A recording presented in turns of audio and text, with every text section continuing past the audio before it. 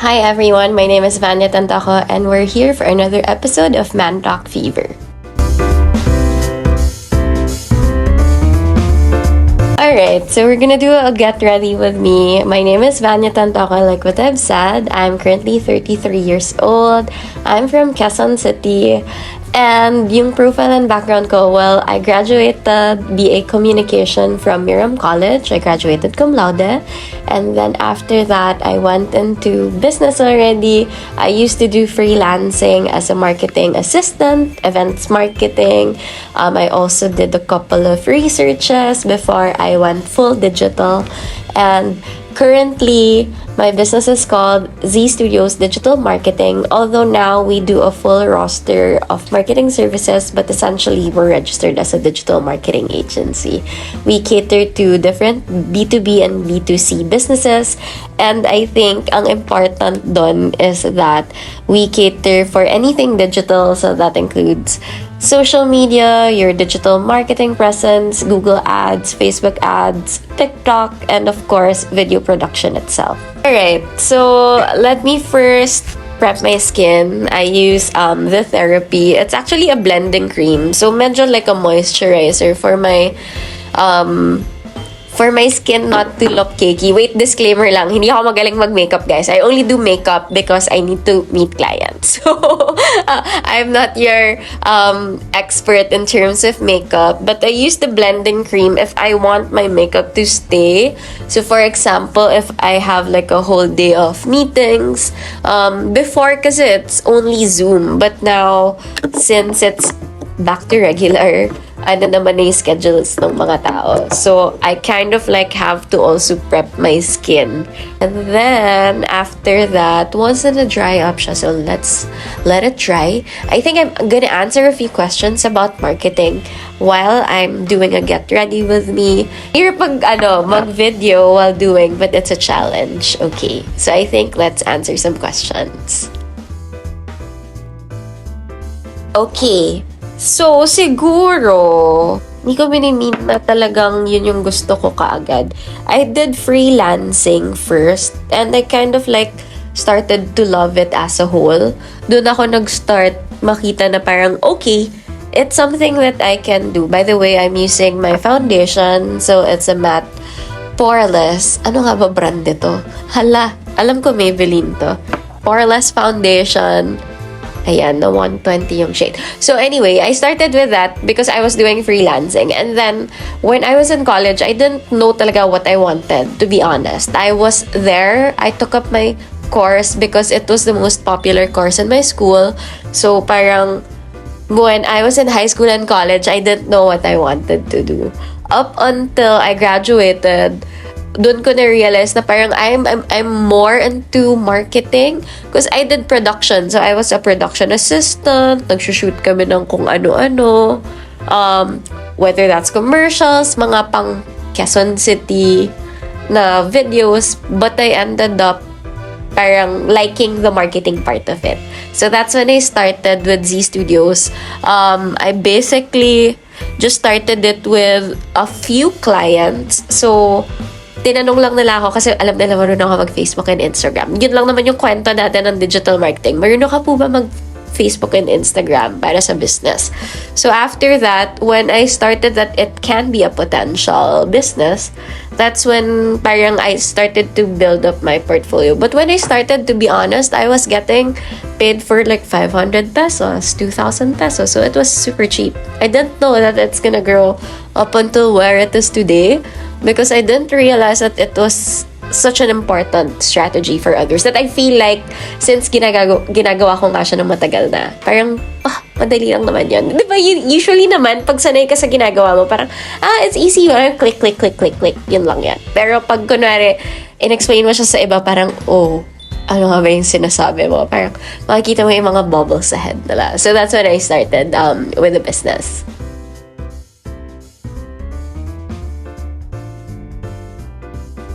Okay, tips siguro in creating social media. Number one, if you're a business, difference kasi when you're a business, you have to focus on your target market. So ideally, if you are a business, you kind of like look into what's missing or what is your what is what you, parang ano ba, ano yung kailangan ng customer mo, and sino yung customer mo. That's a very, very important thing. Because people tend to think that when you're on social media, instantly, you can just post anything na naging uso na. So parang the content pillars that was working a few years back are not the content pillars that would be working now. So people tend to use the features and the benefits. By the way, I'm using Sunny's multi-stick Skin So Good in Porcelain. It's my go-to concealer, so I just want to conceal some sa eyes.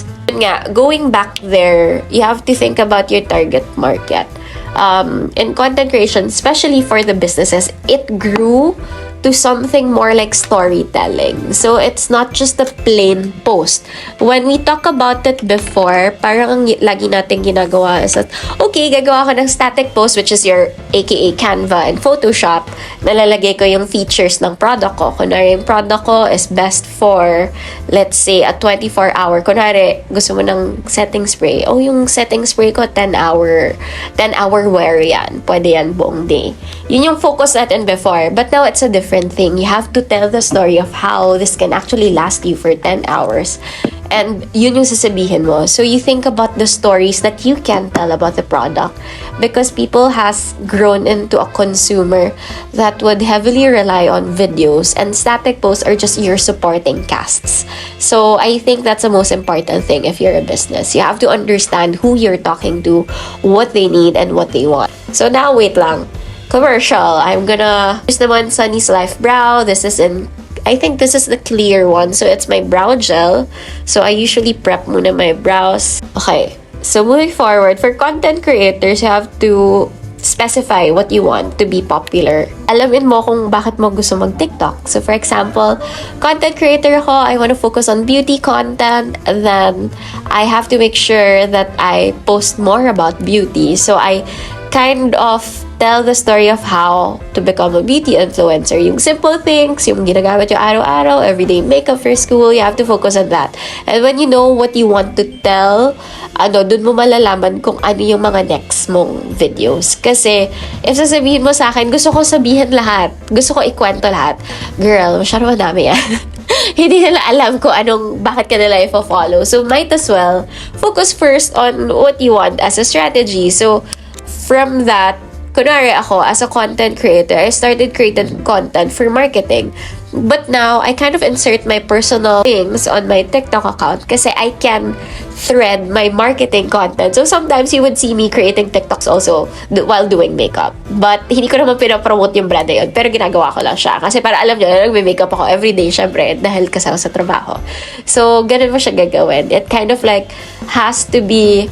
It's a little bit of a science, if I would say. Parang you have to sit down, iisipin mo, anong kind. Hindi yung parang bara-bara ka lang magpo-post na parang, sige, gusto ko mag-post nito. Nakita ko na tumatalon sa labas, po-post ko siya. It's not like that. If you want to become popular for something, you have to specify what you're gonna be popular for.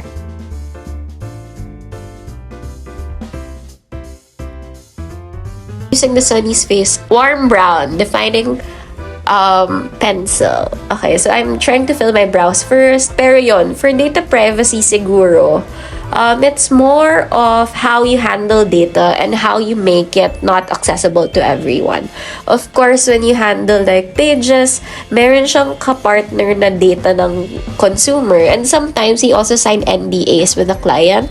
So, kunwari, just recently, we launched another brand, and si brand na to, medyo strict with the NDA kasi very, very specific yung industry. So, we can't tap on other customers that are likely to be under the same industry. So, ginagawa namin is that when we do that, we make sure we sign an NDA para lang safe din sila. And you have to be careful with sharing content because right now, when you share content or when you share anything, documents, diba, nasa email lang siya, isang click lang siya sa Google Drive, click share, put in the email address, share mo na lahat. So you have to be careful with those who can access the files. If you can lock them, lock nyo na lang siya and don't make it accessible to everyone. Don't share the link to the files kasi kadalasan ginagamit natin yan yung parang share, copy link, tapos isasend natin sa lahat. So, So you have to be careful, especially with very, very crucial data. For example, sales, or for example, mga sumali sa giveaway. Parang it matters a lot kasi you're dealing with personal contact information, and doon na nakukuha or nananakaw if we don't take care of it.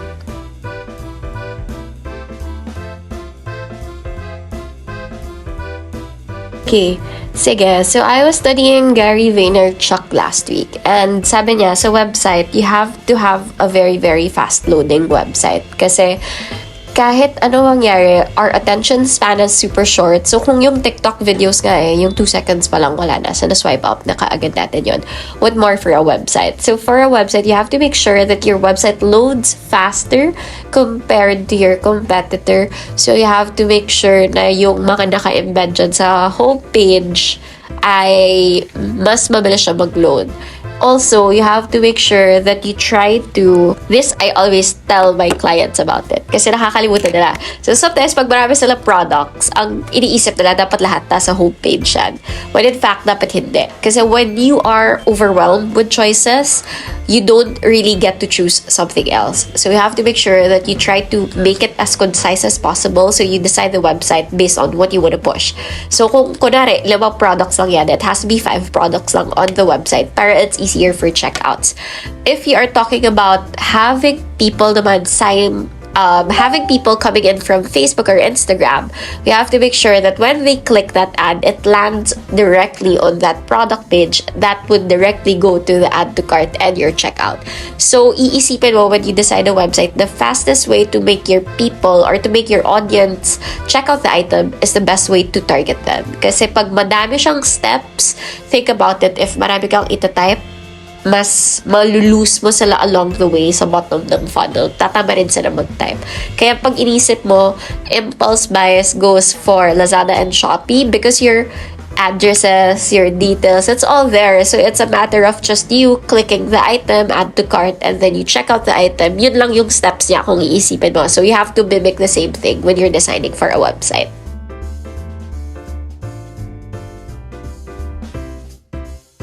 Commercial, I'm doing a little bit of contour. So, medyo naglalagay lang ako sa sides. And then, nalagay ko siya din sa nose line. And then, a little bit sa jawline. This is from Careline. Drugstore makeup lang. And then, what I do is I usually just dab and blend. So, yung nilagay ko kanina na moisturizer, it helps you blend faster. So, you blend it upwards lang.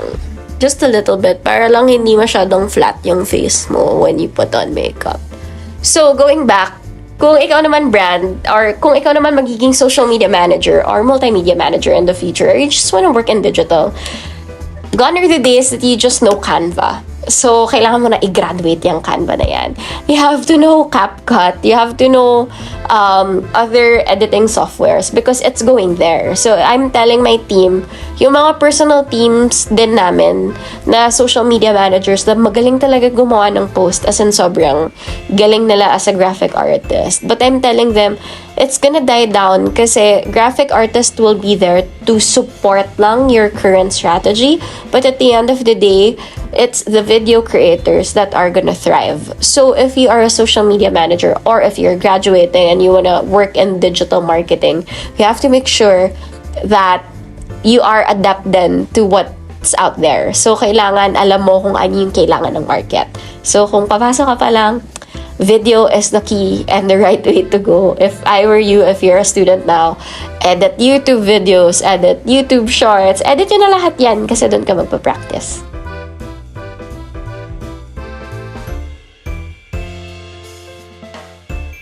Okay, marketing challenge. Well, every day is a challenge when you work in marketing. Because every day, may bago na namang lalabas. So, siguro the main challenge would be adaptability. Because I think brands now, like what I've told you before, brands now has to be very, very agile. And when you're agile, you are a good competition. So, siguro the main challenge is for us to make our clients adapt to it faster kasi it's our job to tell them na, hey, video na po yung uso ngayon, wala na pong static po. So, trabaho namin yun. So, we have to make sure that these people know what we're doing and we have to inform them what's next and what's coming out there. Because if we don't know, hindi tayo mag-work well overall and hindi tayo makaka-catch up dun sa real market kung nasan yung consumers natin. So, yun yung main challenge. And siguro, I think, internally, medyo feeling ko yung challenge na yon is also our turf in terms of it as an industry. Us being a not so big digital marketing agency, we are moving faster compared to the bigger agencies. Yun yung na-notice namin. Kasi our competitors, yung much bigger ones na talagang ad agencies, medyo mas matagal silang mag-move towards the changes kasi they have a lot of approvals. Yung pinaka-boss nila galing sa ibang bansa. So, malaki siyang difference for compared to us na parang if I say tomorrow guys kailangan gusto ko lahat na lalabas puro videos, we have to adapt na by next week lahat yan videos na yan mag-shift. So yun yung pinaka I think important na challenge. But moving on, I'm using a lash serum. So I graduated from using an eyelash extension just because nakalbo niya yung original lashes ko na mahaba naman talaga. So, I graduated from that. Long-lasting siya kaysa sa extension. So, it makes me spend less. Because when you're on extensions, you have to do it every 2 weeks. Ito, more than a month na naka-curl pa rin yung lashes ko. If you would notice, I also didn't put eyeshadow because I'm not an eyeshadow girl. My basics would be just contour. And then yung next is this blush. Okay, siguro to keep yourself updated, you have to make sure that you follow social media today. If you want to go on digital, you have to subscribe to Shopify, to Facebook, to Instagram. These are the platforms that would give you updates. If you would sign up on TikTok, there's an option kasi that triggers you to get updated when they have new something coming up. So, yun yung mga platforms important, especially when you're on digital. Because if hindi ka updated sa part na yon, kawawa naman yung client mo. So, you have to make sure you keep yourself updated. Plus, you follow mentors who are on social media like sila Gary Vaynerchuk or si Gary V. We follow then Alex Hermosi. I do follow a couple of others like Vanessa Lau. These are the people who are in the industry who keeps on updating you also kung ano yung updates ng mga platform. So, lalo na kung marketing agency ka papasok, you have to keep yourself updated because that should be your turf. You should be able to tell your clients na, hey, eto na po yung changes and you might need this. Okay, next and last part. I'll just put some highlighter. I usually put it sa tip lang ng nose. And then, minsan dito, onti lang. Para, lalo na pag zoom. Para medyo kita naman yung mukha mo, hindi ka flat sa zoom. So, yun na. That's it. I don't also use lipstick, guys. I'm weird. Okay, next question.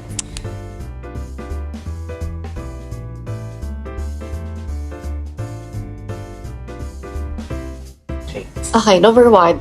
Very, very good in analytics. I think this is the most important thing out of all. 1 is to become a social media manager. Is dapat creative ka, diba? So, nandun ka na sa creative aspect for sure if nasa digital space ka. Second is you have to understand your data, which I think hindi na-realize ng iba na kadugtong siya ng work. Because when I interview like other people, parang the tendency is they just focus on the creatives. Magaling po ako gumawa ng video, magaling po ako gumawa ng post. I can post on Instagram, on Facebook, on TikTok, ganyan. Yun lang yung naiintindihan nila. But what they don't realize is that yung data behind each of the post and yung data behind each of the brand's account is it's the most important thing. If you don't know how to read the data, you might as well say na parang nag-post ka lang. Second, you have to accept change because change is always there, especially for digital. Since nga technology-based tayo, what worked for example, for last year, nag-work pa naman yung static post last year eh. It's just that medyo natabunan na sila ng video. But when we entered 2024, I would say our own strategy for our clients shifted to 60% videos, 40% photos kasi ganun ka-intense yung shift. So, kung hindi ka agile enough to move from one point to another and to accept the change that is coming, matatalo ka din as an agency. Parang sasabihin, marunong lang kayo mag-static post, hindi kayo marunong mag-video. So, at the end of the day, you're gonna say bye. It's not gonna be a recurring revenue anymore kasi hindi ka na nila kailangan dahil wala kang solution dun sa problema nila. So, might as well you have to become agile to it because if not, wala. Bababay na yung clients mo sa'yo.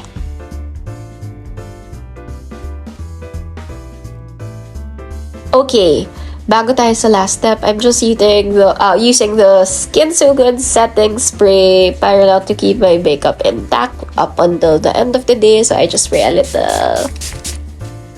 Tapos papatuyuin mo lang yan para okay na yung makeup for the whole day. Skills? Yes. As of today, March 2024, best skill to learn, video editing. Pag graduate ka next year at wala kang video editing skills, I think you're gonna be, medyo palilate ka sa industry. Yun yung number 1. Top skill yan, especially for digital marketers. Second, siguro the skill, you have to be good at research. Good at researching about your target market, ano yung hinahanap ng brands, ano yung hinahanap ng next future consumers, ano yung style, ano yung look, ano yung colors. You have all those things to come into play, especially when you're working with digital because it's consumed on a daily basis.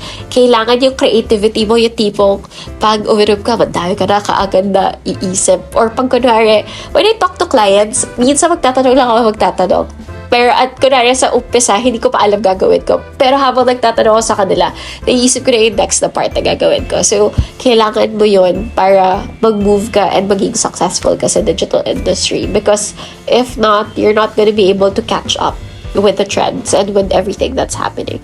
Yun yung, I think, key for you to become successful.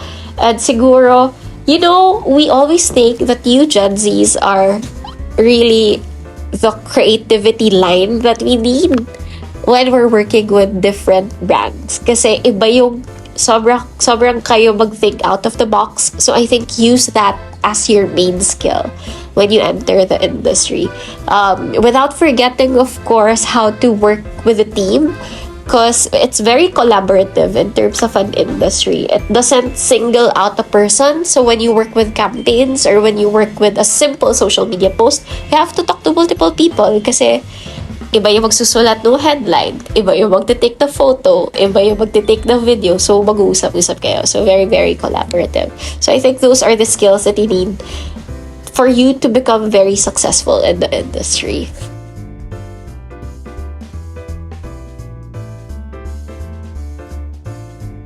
Be kind. Yun lang. I think being kind and parang maging human din. Hindi kasi, I don't feel like being robotic. Yung very templated. Yung iba kasi ganun makipag-usap, very templated.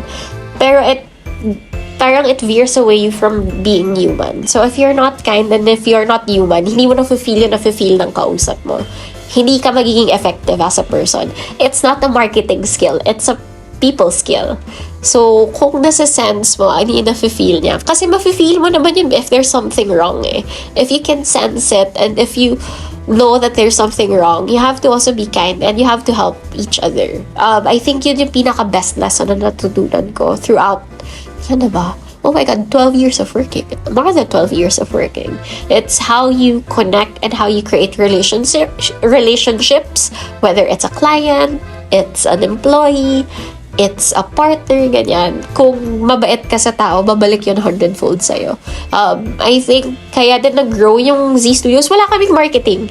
If you would ask us, wala kami talaga. It's more of the relationships we've built with the different clients that we have. From 0 clients to now up to 60 brands na nire-run. I mean, hindi mangyayari yun if hindi ako naging tao nakausap ng isang business owner. Kung hindi kami naging friendly as a team na tutulungan yung isa pang business. It won't happen. overnight. But if you know that people can talk to you, kasi kadalasan yung lumalapit sa amin ng Vanya, ni-refer ka ni ganito kasi okay ka daw kausap. Eh, pag ganun yung malalaman mo sa industry, mas madali makakuha ng client. So, yun. It's more about being human and being kind to others that will really take you to the next level. Alright, so I think that's the last part of today's episode for MANSOC Fever. And thank you so much for watching this episode.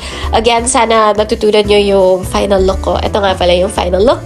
So it's your everyday makeup look for work. Usually, this is what I do when I have meetings or face-to-face man yan or Zoom. Medyo simple lang. I'm not that too complicated. I'm just your everyday regular girl. So yun lang. Hopefully, I was able to share with you something about marketing, and good luck everyone. I hope to see you in the future and I hope to work with you. Bye!